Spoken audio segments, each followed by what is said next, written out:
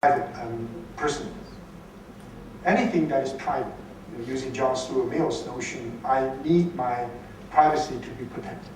So my diary, my dirty thoughts, and my all kinds of other private things, I don't want to share with anyone, and I have the right not to share.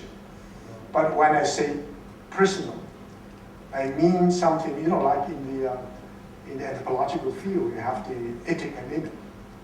Personal meaning I'm personally engaged. I'm experientially involved. And yet, that I personally engage and experientially involved is something that I like to discuss. And I like to discuss because it's publicly accountable, it's discussable, debatable, and of course it's also falsified. So in the public domain that we talk about. So the emotional element is part of the personal engagement, but not necessarily transforming it into, from a scientific point of view, you have to be disinterested. But this interestedness is not at all in conflict with a deep personal commitment to some of these basic values. And my sense is that the motivation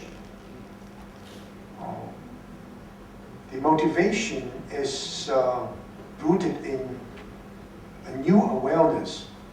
I use that term, the viability of the human species. Now, some people say, why the climate change, for example, these major issues, cannot arouse a great deal of populism.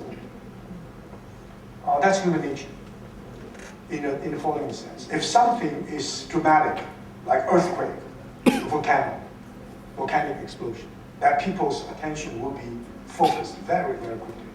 If there's something which attracts public attention, which is morally indignant, like the financial crisis, the incredible salaries of the CEOs, they kind of response very quick.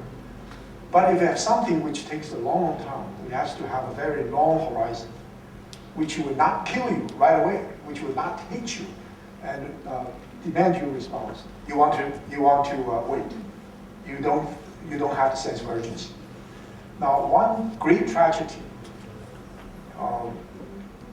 is that the more we know about the overall situation of the human community, especially the environmental degradation, the more we know, the more we become aware of our inability to change it, not because our intelligence is not good enough. It is because the institutional framework is absent, the embedded inertia of the institutions and the habits of the heart. In other words, the more we become clear, rational, and informed about what we ought to do, the more we know we're not going to do it. And we're going to suffer from this kind of inertia, and we don't have much time to do it. I think that's one of the great issues. However, one sign of hope, though, is the younger you are, the more you are sensitive to the environmental issues. You're sensitive to the necessity of change. And if this, we're afraid we're going to move into a kind of tipping point, and there will be no point of return. But how much time we have, we don't know. But I think the change of mentality is absolutely critical. Again, you look at China. China is just overwhelmed by, I call it scientism, social engineering. This notion that we can do it. We just mobilize, we can sacrifice all kinds of things about human rights, about freedom. But if we can mobilize ourselves to do something, we can do it well. But that mobilization may turn out to be the wrong mobilization. In other words, some unintended negative examples or negative consequences may emerge without knowing it. I'll give you one concrete example. I was in Beijing for the last 6 months. And there's a way of controlling the weather by shooting missiles into the cloud, and to enhance the process of raining. You allow, say, Tuesday, Wednesday, or Friday as raining days, and it will clear up later. You can use this kind of a method to do it. For example, the 1st of October, which is the national holiday, we want to make clear, absolutely clear, that day is a day of bright sunshine. So you have to work so the previous 2 or 3 days will be raining, very hard, and they did it. But the question is, we do not know the long-term consequences. You know, like the Three Gorges, like the great, gigantic engineering contributions. So I think these are the issues we need to address. Thank you, Professor Tu. I just cannot stop myself. You see, because the reason why I asked is we can cross and understand people from so-called different civilization or cultures, like through the internet. We can mobilize, we can understand, we can get together on many issues that we believe in. It touches us on the emotional level. Actually, it can be a people civilization, people all over the world, maybe against the authorities of the world. I mean, this kind of dialogue is probably not happening, but it is powerful because you can really get the whole world. You know, I was in London and people were just protesting against the Iraq war. That time, the UK was going to go with the US. The government didn't bother, but this was a mass movement. It was the world over, you know. People were protesting. I think these are more dangerous kind of differences or diversity in the world, where there is no dialogical, no dialogue, and perhaps we are not moving towards a dialogical civilization. And with millions of people against authorities who have the power to do many things. Well, thank you for your comment. I wish to thank, and we all give a very loud clap.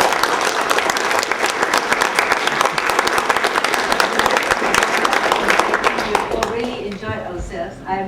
We are starting to think, I think, in many ways now. Started to bridge the thinking, at least in the way you are doing it.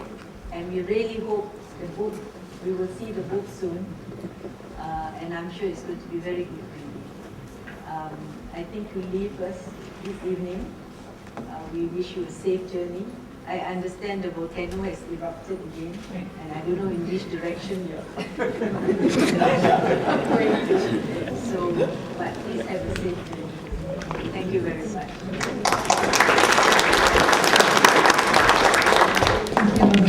Thank you, for sharing the Q&A session, and thanks to Prof.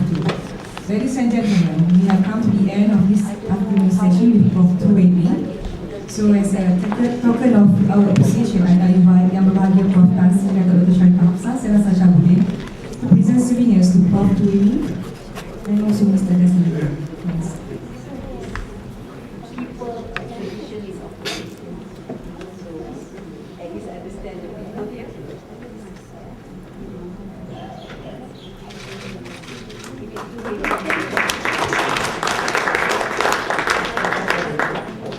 This is our geopark. You have it there. Yeah.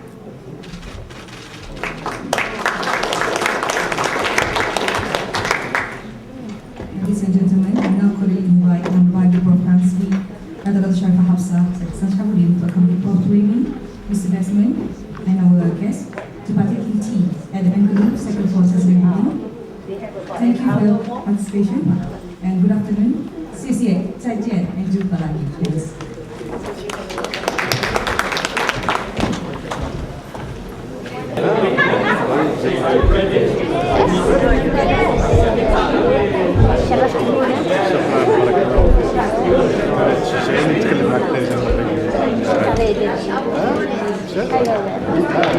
Saya